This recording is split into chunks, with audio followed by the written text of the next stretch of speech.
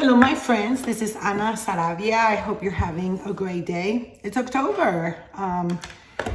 Basically, the last quarter of the year. Allergy season, I guess, because I haven't felt them in years, but today, boy, did they hit me. I wanted to talk about today about, everything that's going on in the news regarding, sales of real estate, interest rates, etc. So the one question that I've been getting a lot is, why would I want to buy a house, with rates this high? And that is definitely a valid concern. I was looking at the numbers year over year.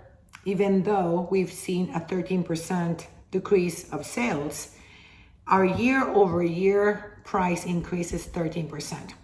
So I guess if I had to say, what is the one thing, that you would first start considering if you're about to purchase a house, is what is the impact if we were to assume, let's say, for instance, that next year it's a lot flatter.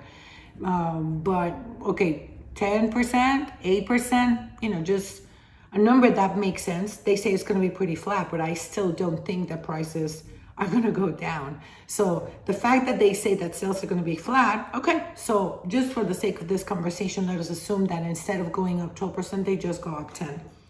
What are the numbers considering, the property of a house going up 10% versus, you paying a higher interest rate? We discussed it in the past, this popular saying that says marry the house, divorce the rate.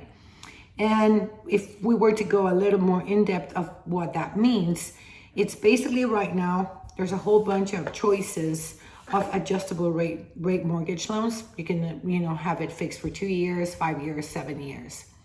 You could also be negotiating with the seller for a buy down. So maybe between the buyer and the seller, something can be done to, reduce the price. But I guess the most important thing is, what is the long-term vision of this house for you and your family? And what I mean by that is, how long do you think realistically you're going to be living at this property? Because the reality is that, we love 30-year fixed at low rates.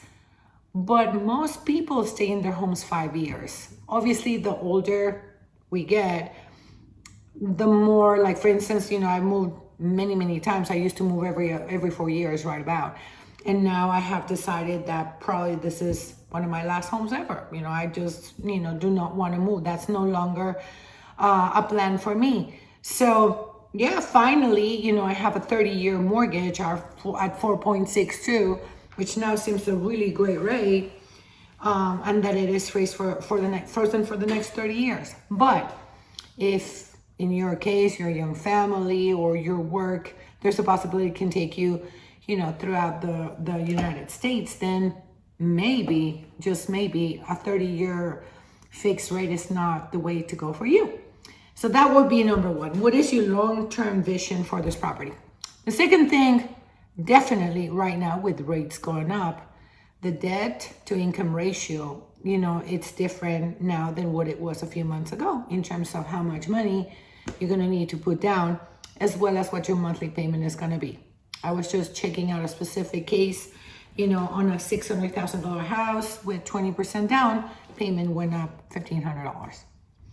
So yeah, that is going to have a true and real impact in the budget. And that is why it's also good to get advice, get informed, get educated on what is the best way to go about it for you and your family, so that you're not in a situation where you are house rich, cash poor, right? So we have put together the 10 things that you need to consider before buying a home in this market. Our goal, again, is to be a source of information to you, so that, you can make the best decision for you and your family. Our work, basically our due diligence, is to the benefit of each one of our clients, to protect our clients' interests.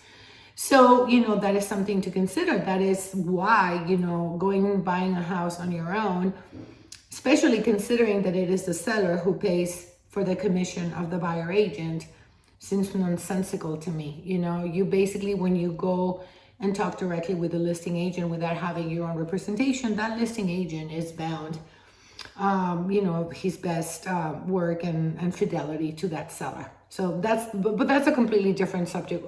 Ultimately, what I want to narrow down this to is, number one, if you want our guide, the 10 things to consider before you buy a home in today's market, we will be more than happy to share that with you. You can send us an email or a text or whatever. And then, we can also have a one-on-one conversation, so that we can go over all your plans, and we can also bring in the lender so that you are in an environment of professionals who will be looking out for your interests and making a budget for you to make sure that the house that you buy becomes a heaven, a pleasure, and not, this thing that you're going to have to drag on for the next foreseeable future. Thank you so much for watching. Again, please, let me know what you think about our content. Subscribe so that you can stay updated on what's going on in San Antonio, Texas real estate market and surrounding areas. And I hope I will earn the possibility of maybe meeting you in the future in person. Thank you so much.